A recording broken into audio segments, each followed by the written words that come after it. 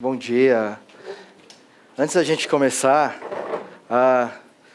eu estava assistindo o vídeo da pregação da semana passada e eu errei num negócio. Não é heresia nada não, viu? Vai tranquilo.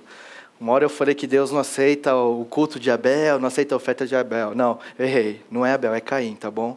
É só isso, pode ficar despreocupado, que o resto estava tudo certinho. Você não vai para o inferno porque você acreditou nisso. Tá bom? Então, hoje eu queria falar de um tema muito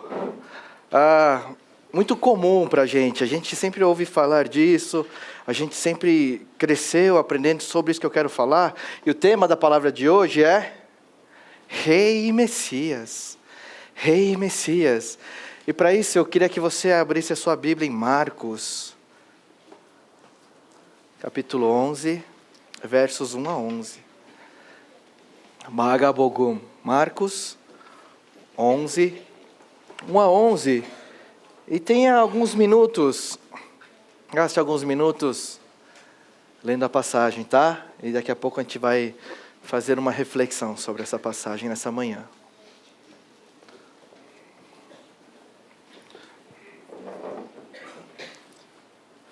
Marcos 11, 1 a 11.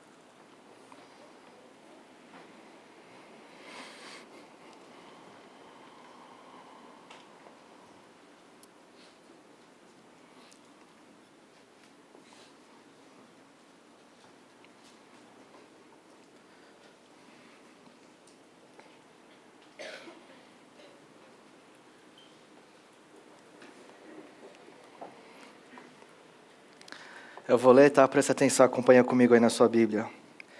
Quando se aproximaram de Jerusalém, chegaram a Betfagé e Betânia, perto do Monte das Oliveiras, Jesus enviou 2 de seus discípulos, dizendo-lhes: Vão ao povoado que está diante de vocês. Logo que entrarem, encontrarão um jumentinho amarrado, no qual ninguém jamais montou. Desamarrem-no e tragam-no aqui. Se alguém lhes perguntar: Por que vocês estão fazendo isso? Digam-lhe: O Senhor precisa dele e logo o devolverá. E eles foram e encontraram um jumentinho na rua, amarrado a um portão. Enquanto se amarravam, alguns dos que estavam lhe perguntaram: O que vocês estão fazendo desamarrando esse jumentinho? Os discípulos responderam como Jesus lhes tinha dito, e eles os deixaram ir. Trouxeram o jumentinho a Jesus, puseram sobre ele os seus mantos, e Jesus montou. Muitos estenderam seus mantos pelo caminho, outros espalharam ramos que haviam cortado nos campos. Os que iam diante dele, os que o seguiam, gritavam: Hosana, bendito é o que vem em nome do Senhor. Bendito é o reino vindouro de nosso pai Davi, Hosana nas alturas. Jesus entrou em Jerusalém e dirigiu-se ao templo. Observou tudo à sua volta. Como já era tarde, foi para Betânia com os 12. Amém.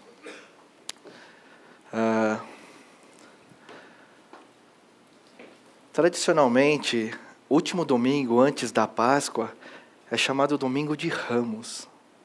É o Domingo de Ramos. O que é o Domingo de Ramos? É quando Jesus ele entra em Jerusalém, ele vai viver aquela última semana, decisiva, semana derradeira, no qual ele vai cumprir a sua missão, para a qual ele veio para a terra. E por que a passagem de hoje, talvez a gente já leu ela milhares e milhões de vezes, e a gente sempre passou batido por ela, achando que era só Jesus entrando na cidade. Mas sabe quando Jesus faz algum milagre, sabe quando Jesus ele cura alguém, e ele fala para a pessoa assim: olha, não fala para ninguém, não espalha a notícia para ninguém, não fala nada. Ou quando Jesus ele multiplica os pães, e 5 mil, 20 mil pessoas comem os pães e os peixes ficam satisfeitos. Em João 6, as pessoas dizem que as pessoas querem proclamar Jesus à força. E Jesus sai de fininho. E sabe essas perguntas, tipo, por que Jesus faz isso? Jesus não quer ser reconhecido? Por que Jesus faz isso? Por que ele sai de fininho? Por que ele pede para as pessoas não espalharem, não contarem aos outros sobre o que ele fez. E talvez a resposta esteja nessa narrativa hoje do Domingo de Ramos. E a gente lê a narrativa e a gente percebeu que Jesus está no Monte das Oliveiras e ele está indo para Jerusalém. Jerusalém é onde Jesus sempre entrou e saiu milhares de vezes, desde que ele era criança. Porque os judeus, uma vez por ano, têm que ir para Jerusalém para fazer sacrifícios e ofertas a Deus. Então Jerusalém era uma cidade que Jesus entrou e saiu por diversas vezes em sua vida. Só que na narrativa de hoje, ir para Jerusalém é uma ocasião especial. É por isso que Jesus não está andando. Jesus não vai entrar em Jerusalém andando. Como ele vai entrar? Montado num jumento. Montado num jumentinho. Sabe, Jesus ele está chegando, ele está no Monte das Oliveiras, ele fala para os discípulos, olha, vá lá, vocês vão encontrar um jumento. Tragam ele aqui. E quando os discípulos trazem, alguns tiram seus mantos e colocam no animal para Jesus montar. Outros vão colocando os seus mantos ao longo do caminho. Outros têm ramos de árvores. Eles colocam no chão, alguns balançam. E como se fosse uma festa, como se fosse uma proclamação, muitos estão gritando, Hosana, bendito é o que vem em nome do Senhor. Bendito é o que vem em nome do Senhor. Hosana nas alturas. E hoje, na narrativa de hoje, na passagem de hoje, termina dizendo que Jesus chegou em Jerusalém, ele olhou o templo e depois ele saiu. Mas nos outros evangelhos, tem algumas narrações de que os fariseus olharam as pessoas cantando Hosana e disseram a Jesus, manda eles ficarem quietos. Você não está vendo o que eles estão falando, você não está ouvindo o que eles estão falando. E Jesus diz, se eles se calarem, as pedras clamarão. Em outro evangelho diz que os fariseus, eles olhavam para o outro e falavam, agora não tem jeito. Olha como as pessoas seguem esse Jesus. E a pergunta é, como é que o Domingo de Ramos, como é que Jesus, nessa entrada triunfal, responde às perguntas, por quê? Jesus não queria ser conhecido pelos milagres. Por que Jesus não queria ser coroado rei à força? E para isso a gente tem que analisar algumas coisas. A gente precisa analisar o contexto da história, o costume da época e a Bíblia. E a primeira coisa que essa passagem nos diz é que Jesus é rei. Põe aí. Jesus é rei. Jesus é rei. Como Jesus é rei? É o seguinte, segundo o costume da época, no Oriente Médio, os reis e os governantes não andavam em cavalos e carruagens exuberantes. Geralmente eles montavam em jumentos. Então é diferente de como a gente pensa que o rei e o governador são os caras que têm os cavalos mais lindos do mundo, andam nas carruagens mais espetaculares do mundo. Mas o costume da época, do contexto do Oriente Médio, nos diz que os reis e os governantes montavam em jumentos. Aí aqui tem algumas passagens para mostrar. Primeiro em Juízes 10:4, que fala de um nobre que virou juiz, depois vocês procuram, que ele tinha 30 filhos e cada filho tinha um jumento para montar. A passagem de baixo é quando Davi está fugindo de Absalão. Ele está fugindo de Absalão e chega um cara e diz, olha, aqui estão as provisões, aqui estão os jumentos. Para quê? Os jumentos servirão de montaria. Ou seja, quando Jesus, ele monta no jumento, o que Jesus está dizendo é, eu sou rei. Eu sou da realeza. Eu sou o governante. Jesus não está falando isso abertamente, mas Jesus no seu ato, na sua atitude, ele mostra que ele é rei. Só que é mais do que isso. Quando Jesus pede para os discípulos irem pegar o jumento, a maneira que Jesus pede para os discípulos responderem, mostra que como era do costume da época, como os reis pediam as coisas. Porque imagina você que é rei e você quer alguma coisa, você simplesmente vai lá e pede. E as pessoas têm que te entregar. E quando Jesus diz aos discípulos, vão lá, e quando vocês acharem, desamarrem. Mas se alguém perguntar, diga o seguinte: o Senhor precisa dele, e logo devolverá. Alguns comentaristas bíblicos dizem que essa é uma maneira real, é uma maneira da realeza de requerer as coisas, de reivindicar as coisas para o povo, dizendo, eu preciso disso, o Senhor precisa disso, o rei precisa disso. E ele pega.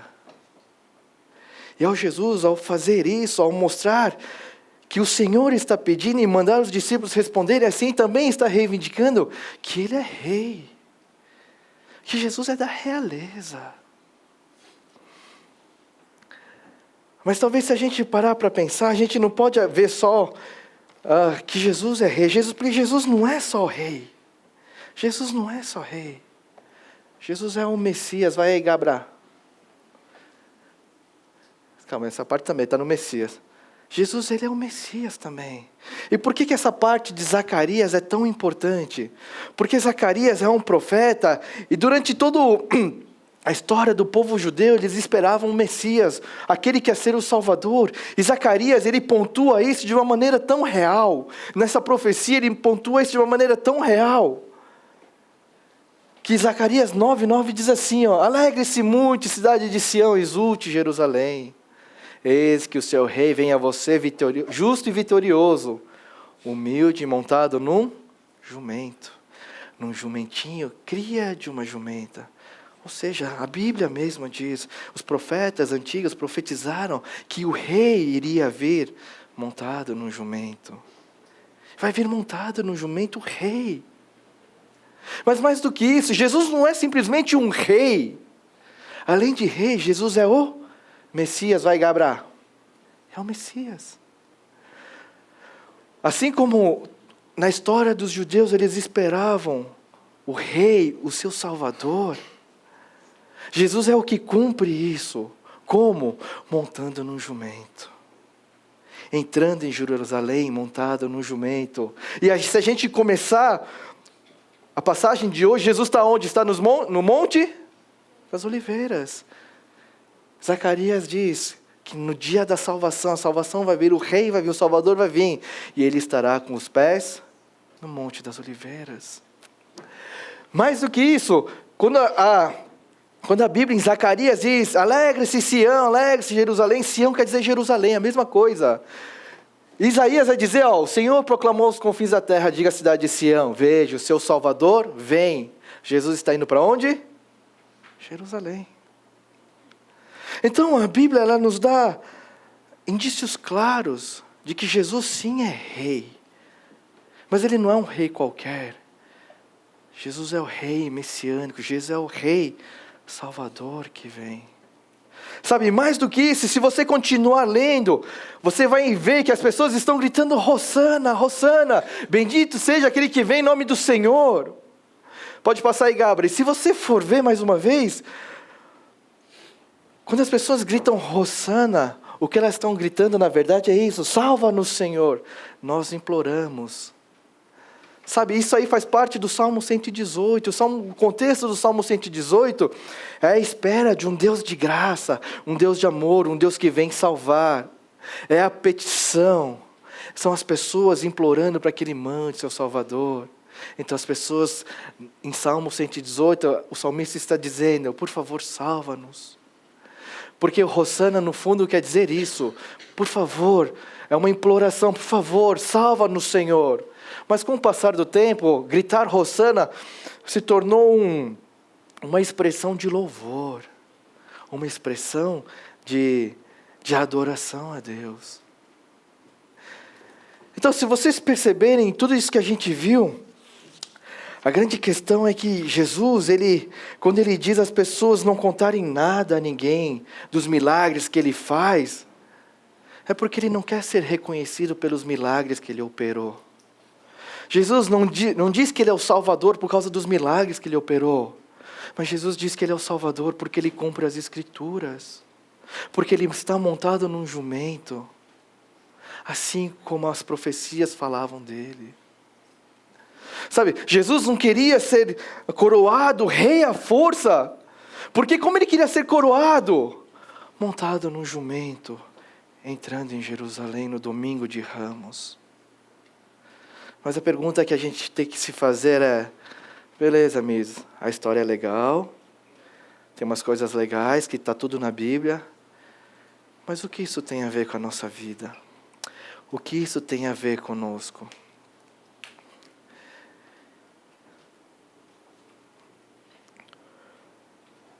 O que eu queria que vocês fizessem nessa semana, começando hoje, o domingo de Ramos, nessa última semana de ministério de Jesus, vamos dizer assim, porque Ele vai ser crucificado na sexta-feira, é que a gente pudesse preparar o nosso coração. Preparar o nosso coração para quê? Para receber as boas novas do Evangelho. As boas novas da obra de Jesus. Como? Tendo como exemplo o que o Rei Todo-Poderoso fez. Não querendo pompa, não querendo uma coroação, uma festança de uma semana por causa da sua coroação. Mas é humildemente entrando em Jerusalém montado num jumento. De maneira simples, de maneira humilde, de maneira pacífica. O que eu quero propor a vocês, time de Deus, nessa semana, a Semana Santa, é que você tenha uma semana reflexiva, de autorreflexão, de leitura da palavra, de oração, de preparo do seu coração, para que você mais uma vez possa entender a graça, o poder da obra de Cristo Jesus naquela cruz. Não que você vai se converter de novo, porque você não precisa se converter de novo, mas a questão é o preparo do seu coração. Como você vai preparar o seu coração durante essa semana, para que na sexta-feira você entenda o que significou a morte de Cristo. E no domingo que vem, quando a gente for falar de Páscoa, você possa ter um coração voltado a isso, para entender o porquê a Páscoa é tão importante para nós. Ontem, a minha filha Bibi teve uma feira literária na escola dela, né? E, cara, foi muito legal. Eles trouxeram um cara que é doutorando em contar histórias. Animal. Eu nem sabia que existia isso, meu. O cara é doutorando em contar histórias. E ele contou uma história que ele falou que ouviu em Mali, no norte da África. E a história é assim. Existia uma lenda que existia a terra mais linda do mundo num lugar bem distante. Que num lugar bem distante da civilização e da terra existia a terra mais linda do mundo. E um senhor, um velho, que morava com seu neto, sabendo dessa história e movido por uma bondade, ele monta uma cabana bem no meio do caminho. Bem no meio do caminho. E a cabana simples, mas tem onde as pessoas tomarem banho, tem onde as pessoas dormirem numa cama, tem comida fresca, tem um café gostoso para elas tomarem.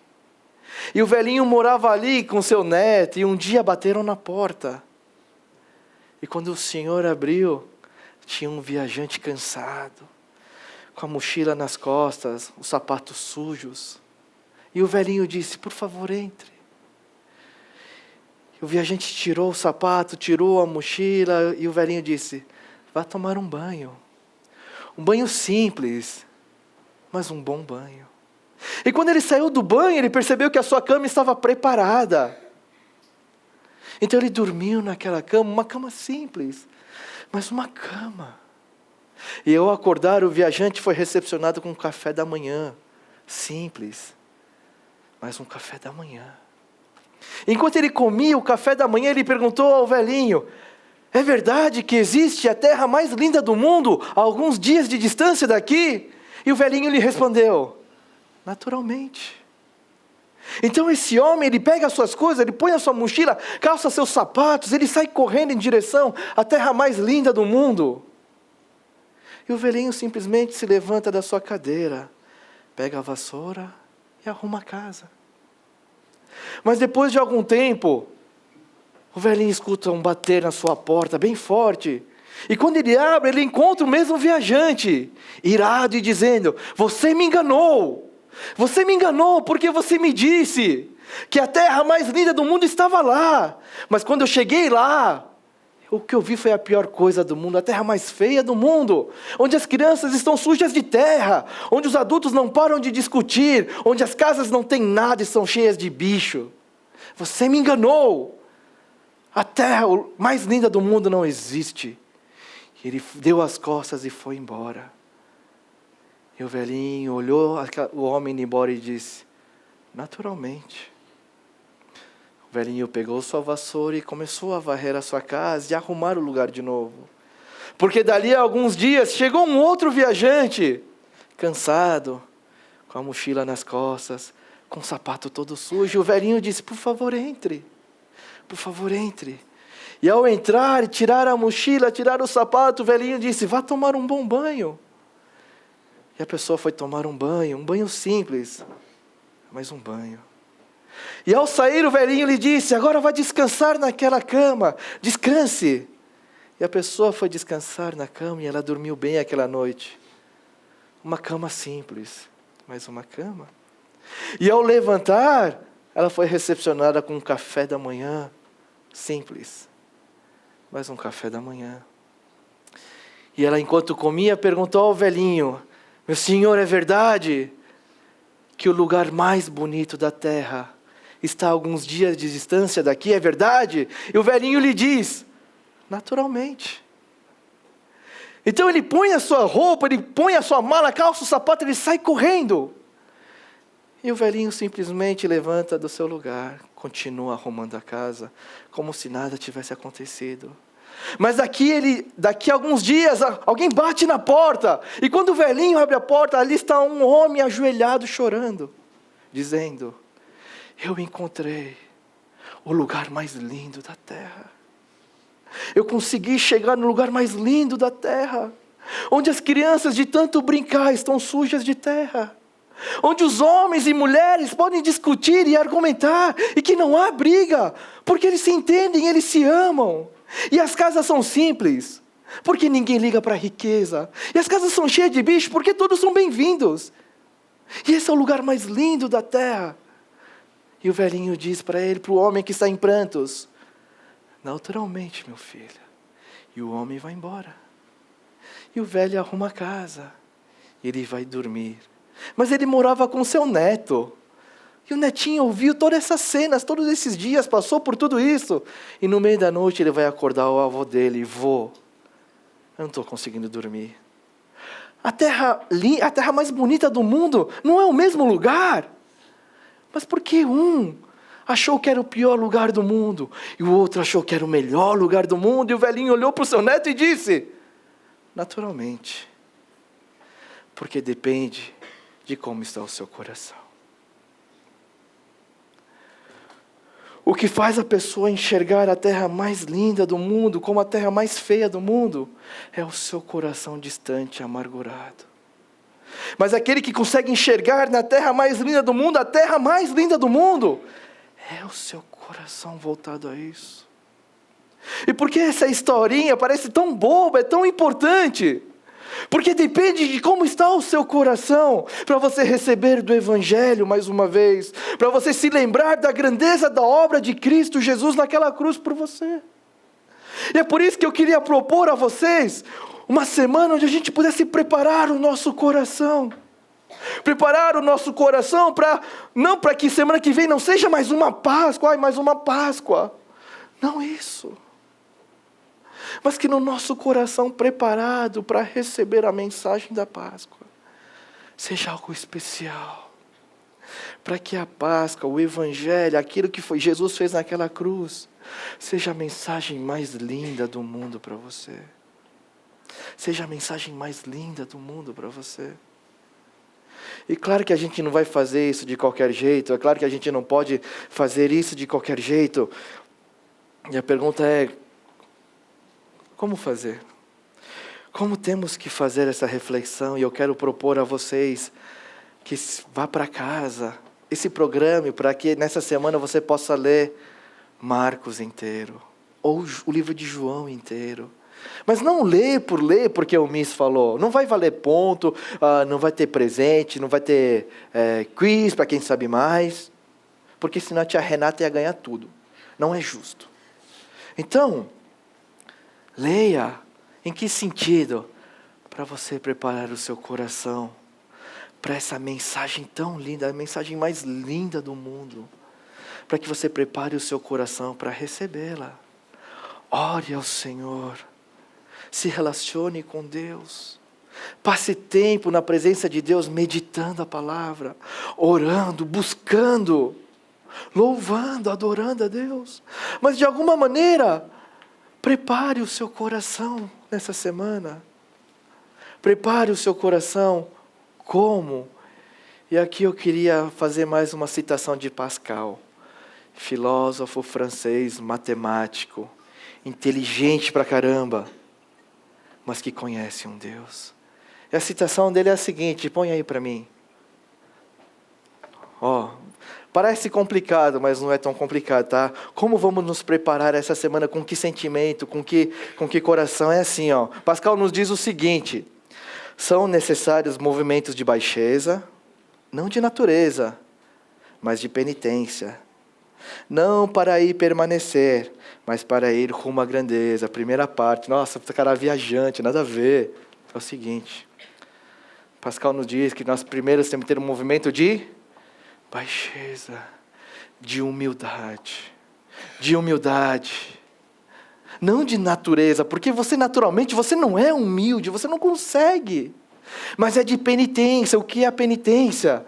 De arrependimento, de reconhecimento de quem você é, do que Deus é na sua vida, de oração, de busca por Deus, porque você entende que só a natureza não quer que você busque Deus, mas é na penitência, é quando você se dispõe a fazer esse movimento de baixeza, ir para baixo, mas não para permanecer lá embaixo, humilhado, mas para a partir daí, você ir para um movimento de grandeza.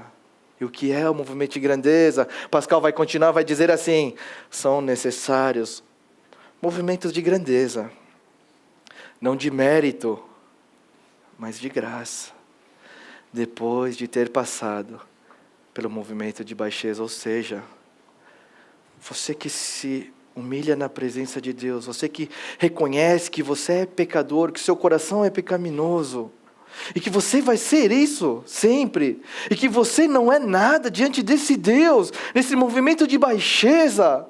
Agora, a partir daí, você precisa ir para um movimento de grandeza. E como é que se dá esse movimento de grandeza? Por mérito? Não. Não é por mérito, porque eu não mereço. Mas é pela graça. É pela graça de Cristo Jesus, pela graça de Deus. Mas antes de reconhecermos a graça de Deus, a grandeza do que Ele fez por nós, precisamos passar por esse momento de baixeza, para baixo. E o que eu quero propor a vocês nessa semana é esse movimento de baixeza, um movimento de autorreflexão que nos leva à verdade do que nós somos. Assim como o Deus Todo-Poderoso enviou o teu Filho, que era Todo-Poderoso, que era rei, que era Messias, mas mesmo assim não quis ser reconhecido por isso. Ele quis ser reconhecido montado num jumento, como rei e Messias. Alguém humilde, um Todo-Poderoso que é humilde, um Todo-Poderoso que é manso e pacífico. É nesse movimento de baixeza, assim como Jesus fez no domingo de Ramos, ao se preparar para a Páscoa que viria. É esse movimento que eu quero propor a vocês do time de Deus, um movimento de baixeza, onde a gente reconhece as nossas falhas, reconhece quem nós somos diante de Deus, e na penitência, na oração, no arrependimento, a gente possa criar a expectativa do nosso Salvador, criar a expectativa do nosso Messias que vem. Na próxima vez que Jesus voltar, Ele não vem montado num jumento, mas Ele vem montado num cavalo branco, Rei dos reis, Senhor dos senhores. Mas que a gente possa preparar o nosso coração na Semana Santa, em movimentos de baixeza.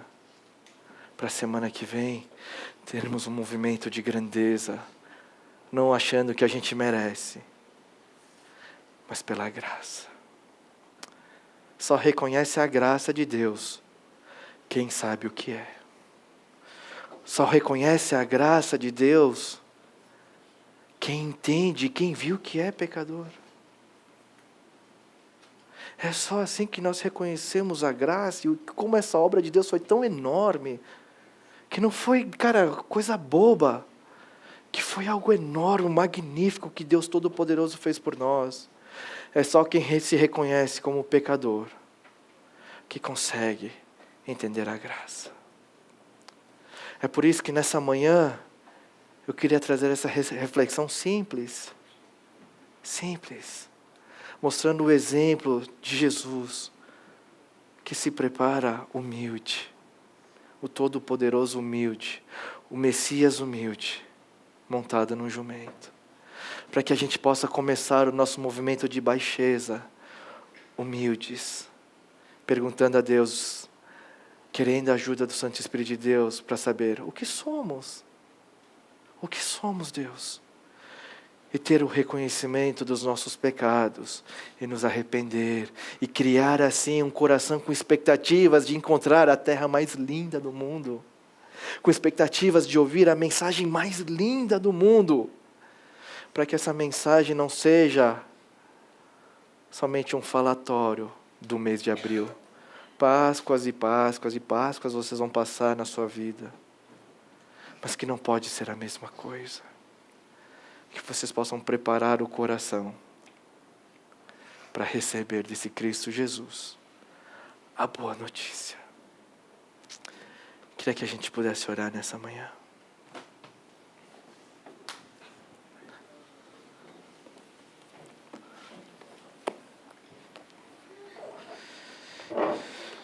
E ter momentos de baixeza é você desfrutar da presença do Senhor. É você querer ouvir o que Ele tem para te falar. É você começar a semana entendendo que para você entrar na presença desse Deus, você não pode entrar com o queixo levantado e o nariz empinado. Porque você não pode entrar lá sozinho. Você precisa de Cristo Jesus. Então você já tem que começar humilde lá embaixo, dependendo de Jesus, para começar a sua semana. E qual a oração que nós vamos fazer? Deus nos ajuda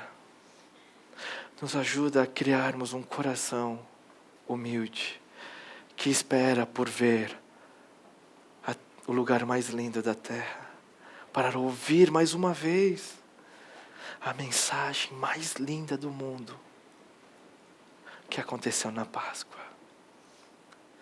Então, mesmo sentado, não precisa levantar hoje, sentado, em silêncio, que você possa orar a Deus, e que assim possa ser a sua semana de autorreflexão, de busca por Deus, expectativa por Deus, de ter um coração que espera para ouvir de Deus a sua boa nova.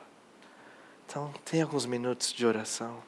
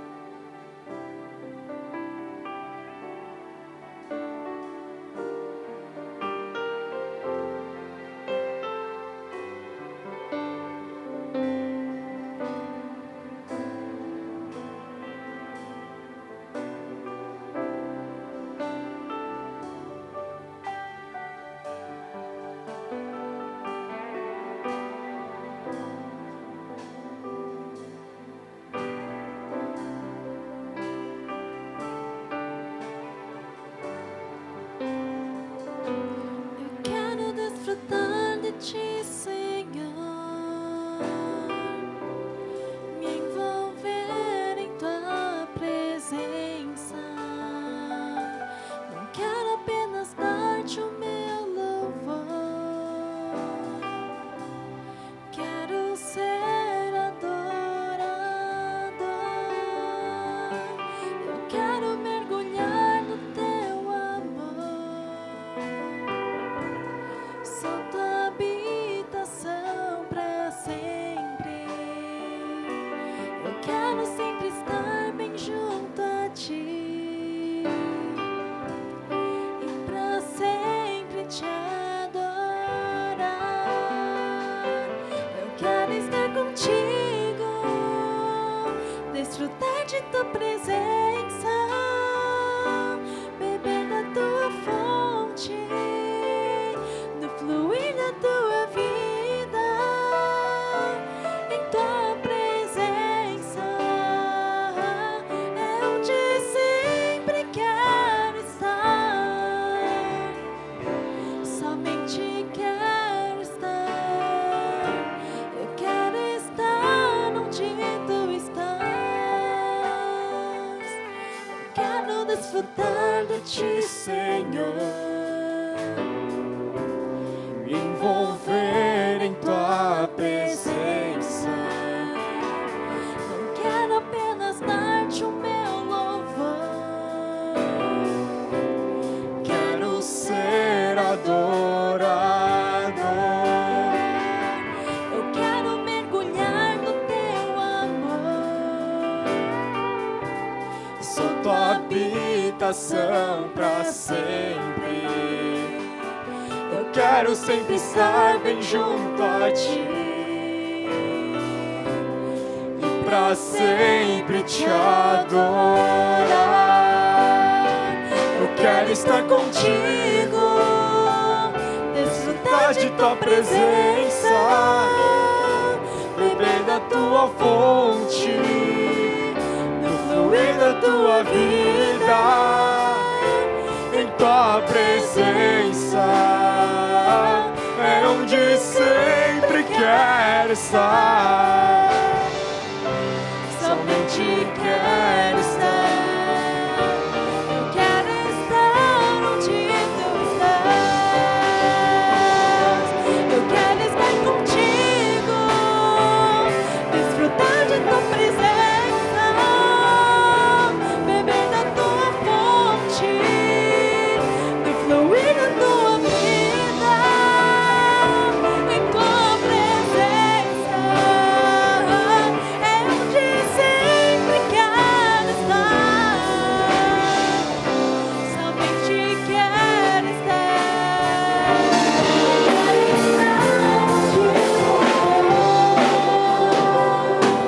Eu queria te convidar a ficar em pé, para a gente louvar mais uma vez esse louvor. Que esse louvor não seja só o final de culto, mas que seja a sua oração para essa semana de preparo do nosso coração, para recebermos mais uma vez a mensagem de Cristo Jesus.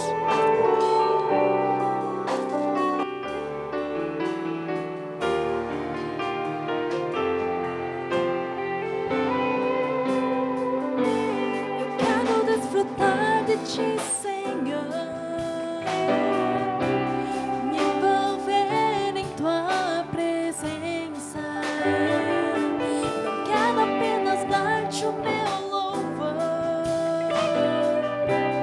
quero ser adorador. Eu quero mergulhar no teu amor. Sou tua habitação para sempre. Eu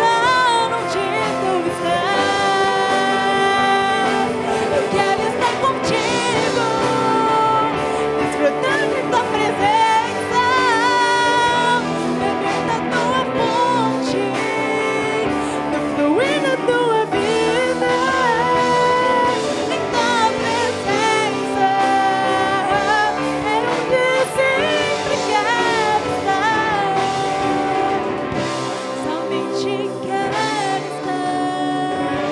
Eu quero estar onde tu estás. Senhor Deus, queremos nessa semana que vamos preparar o nosso coração, desfrutar ao máximo da Tua presença, mergulhar no Teu amor, emergir na busca por quem Tu és, para o Senhor nos falar o que somos, quem nós somos, para preparar o nosso coração nesse movimento de baixeza, de entender o que somos, o quão pecadores nós somos, o quanto a Sua obra naquela cruz, Jesus, foi algo grandioso. Que possamos preparar o nosso coração nessa semana para ouvir a história mais linda do mundo. E que a história mais linda do mundo ainda mexa com os nossos corações, ainda possa mexer com a nossa vida, mexer com o que somos. Porque é aí que nós entendemos a Tua graça, Deus. Obrigado, Jesus, por nos mostrar que o Senhor é Rei e que o Senhor é o Salvador, mas um Rei e um Salvador que vem humildemente. Deus, queremos passar essa semana, Deus, na busca, no preparo. Queremos ouvir a Tua voz e que Teu Santo Espírito, Senhor, possa nos ajudar e nos guiar a Te encontrarmos, a permanecermos na Tua presença, Senhor. Muito obrigado, é o que nós Te pedimos e oramos, em nome de Jesus, amém.